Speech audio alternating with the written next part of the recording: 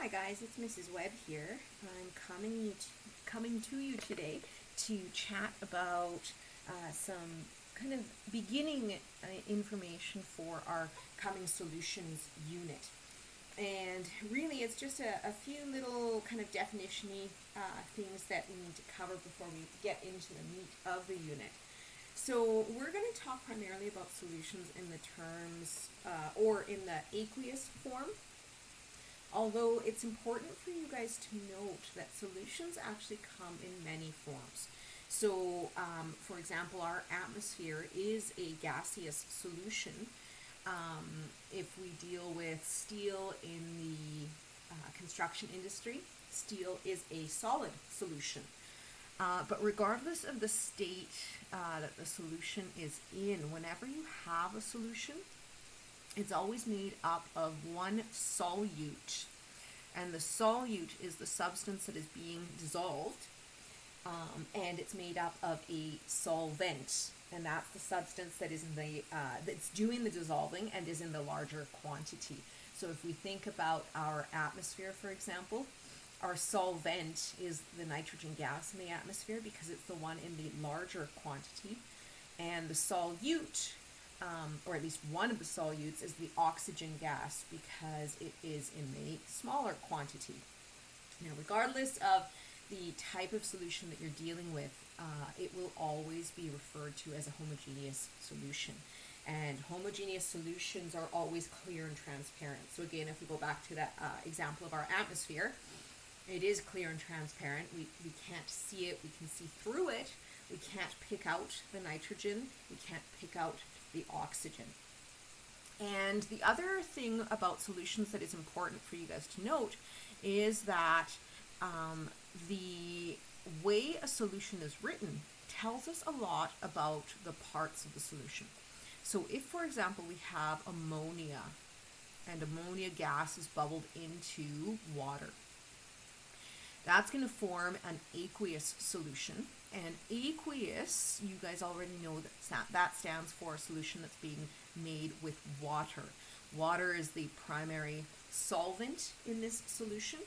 So the subscript tells us what the solvent is, and the chemical formula tells us what the solute is, what is being dissolved. And so remember, the term like dissolves like. We talk about water as being the universal solvent, and that means that it dissolves the vast majority of substances, but it doesn't dissolve everything. And so if you remember when we talked about polarity, water is a polar molecule, and so it will dissolve any substances that are also polar. And for example, if we had salt, salt has a cation and an anion making that particular substance. When we put salt into water, what happens is that the negative end, and I noticed here I've written the wrong partial dipole. The negative end of the water molecule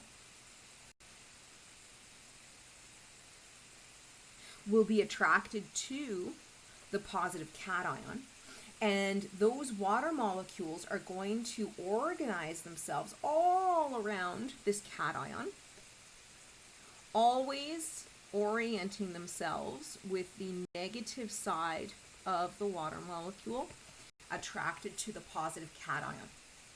And with the chloride, the positive side of the water molecule will orient itself and surround the chloride ion. And what will happen is that these particular ions, as a result, will be separated into the solution. And that's what happens when we dissolve something into an aqueous solution. Now, you know that not everything will dissolve into water. If we have a non-polar substance like iodine, iodine will not dissolve into water. And so in that instance, what we need to do is we need to dissolve iodine in a non-polar solution. Now, if you look, I have written here that this particular solvent is Al, stands for alcohol. And you might be thinking to yourself, well, alcohol is a polar solution because it has a OH at the end of the carbon chain. What can happen though is sometimes those carbon chains can be so long, and there is symmetry along the carbon chains, that that tiny little OH tip, that little tail of OH, is not enough to make a really strong polar molecule. And so that molecule, if the carbon chain is long enough, will actually behave more non-polar than it will polar, even though it does have a tiny little dipole being created on that OH tip. And so it is likely that alcohol can dissolve non-polar molecules because it's primarily a non-polar substance. So thing to note here is that the subscript will tell us specifically what the solute is, the subscript will tell us what the solvent is, and the formula will tell us what the solute is. Okay. So that's kind of a little intro into solutions. Now the other thing I want to talk about are qualitative tests that we can do in order to identify solutions. And these are tests that will give you a positive or a negative test result, identifying properties of aqueous solutions. So we're going to talk in depth this unit about solutions being characterized into one of two types of solutions. The first being an electrolytic solution or an electrolyte, and the second being a non-electrolytic solution or a non-electrolyte. And we'll get into the ins and the outs of these types of solutions, but for now what you need to know is that an electrolytic solution is an aqueous solution that conducts electricity.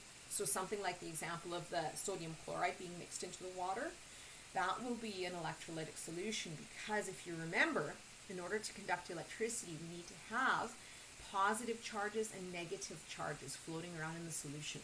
That way the solution behaves like a battery. So if you look at a battery, you'll always notice that there's a positive end and a negative end. And what that allows for is it allows for the electrons to flow from the negative side to the positive side. And that's what we need in order to conduct electricity. Now, electrolytes are made with one of three types of substances, of solutes. You can have an electrolytic solution form when you dissolve a ionic compound into water, right, because of the cation anions floating in solution. You can have an electrolytic solution when you have an ionic hydroxide. And an ionic hydroxide is also known as a base. But remember that it is an ionic hydroxide, meaning that OH polyatomic anion needs to attach to a cation. And then the third type of solution is an acid, and that is any solution that has, and I'll just write it here on the side for you because you'll have to remember this, any solution that has an H in the front or a COOH at the back. And I'll put up here as well for you that an ionic hydroxide is a cation plus an OH anion. Okay.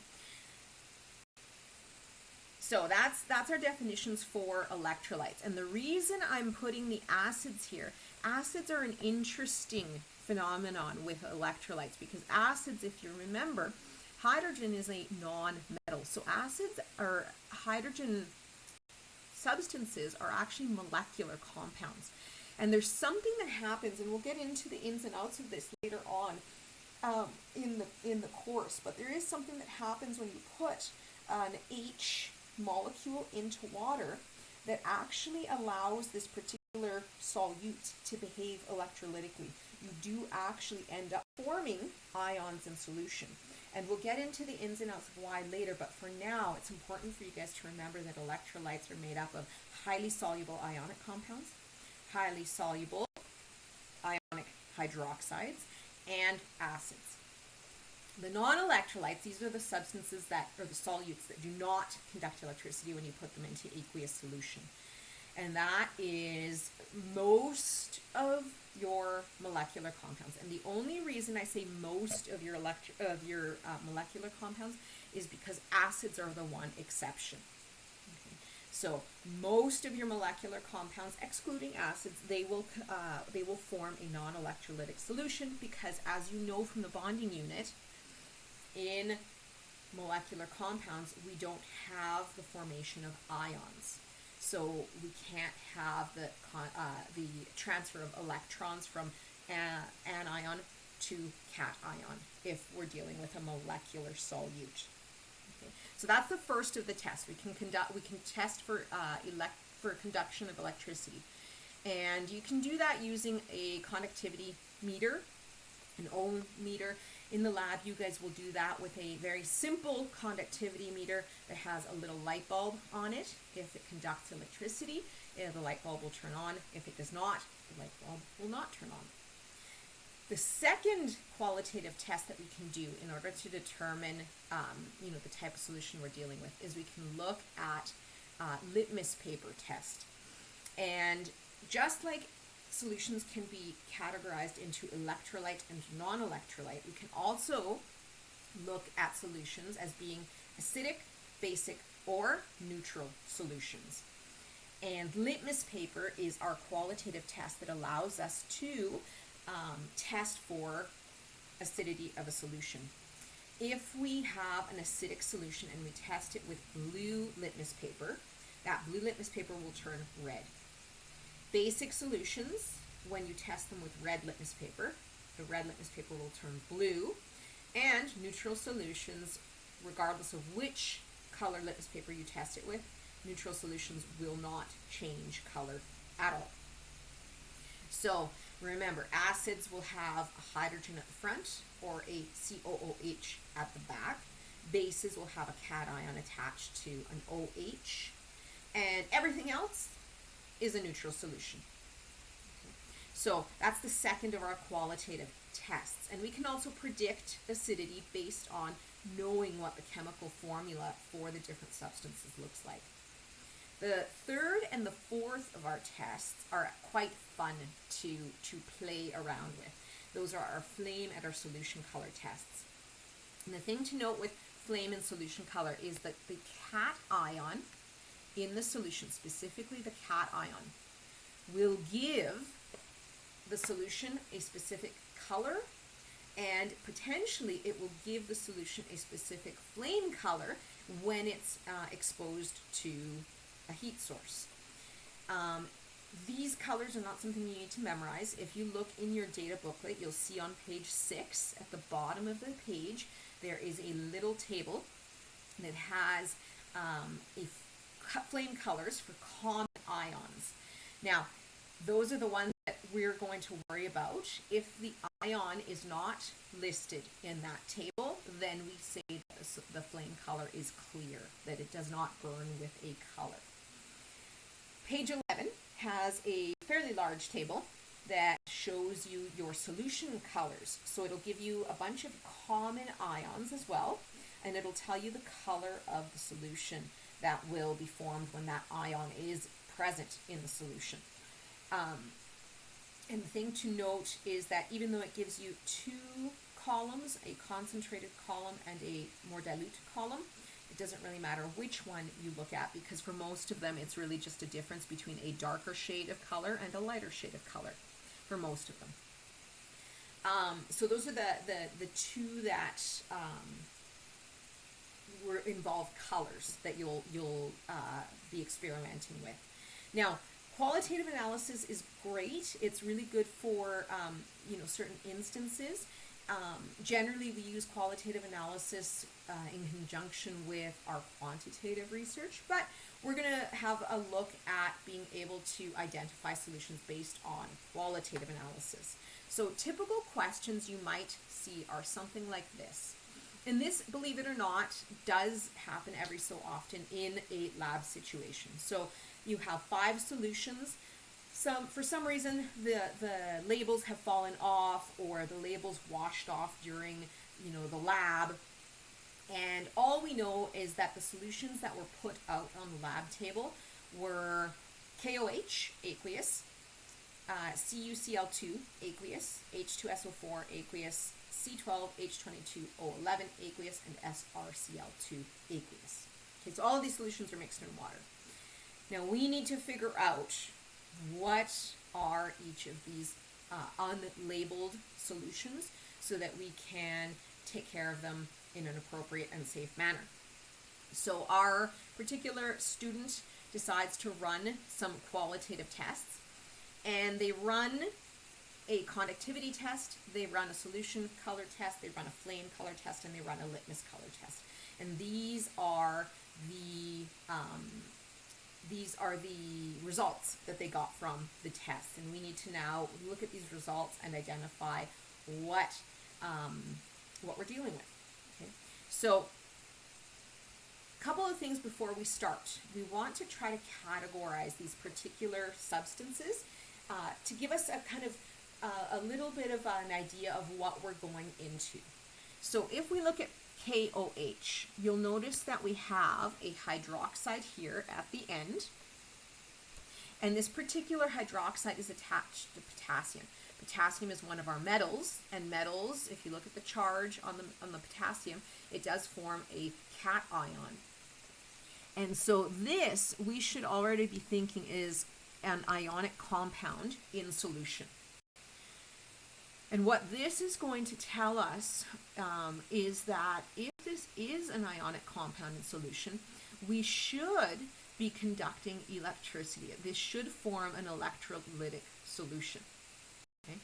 The second of our compounds is CuCl2 aqueous. The other thing with this one is that it is also ionic, so it will also be electrolytic. H2SO4, that is our sulfuric acid. And I generally, when we're doing questions like this, I generally like to start with my acid, and I like to start with my base, because those two are nice and easy. We know that a litmus test will tell us 100% whether we're dealing with acid or base.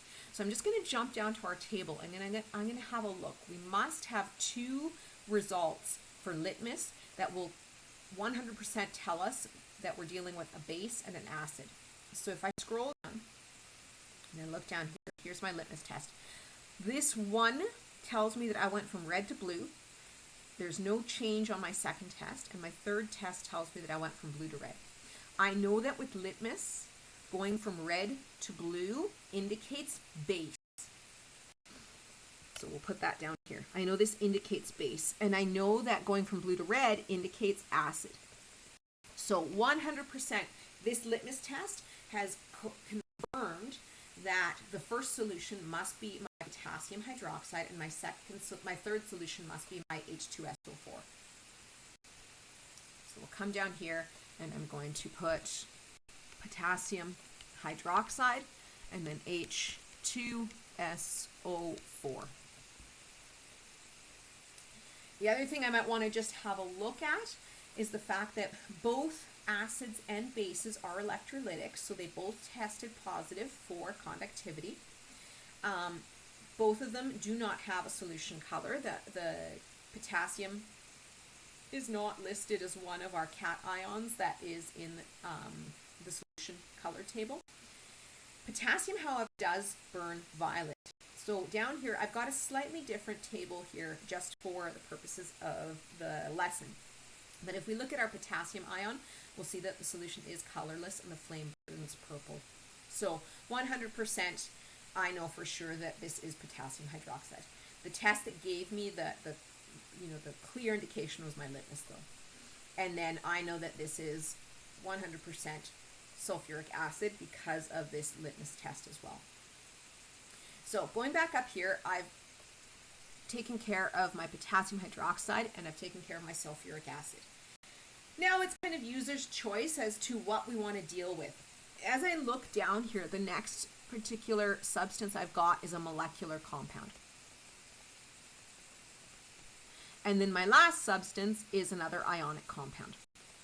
So because the molecular is the odd man out here, I'm going to have a look at results to see if I can figure out which one is C12H22O11. Molecular compounds I know are non-electrolytes. And if we look at the list here, all of these should theoretically be electrolytic solutions because they're all either ionic, acidic, or ionic bases, or ionic hydroxides. So if I come back down to our test,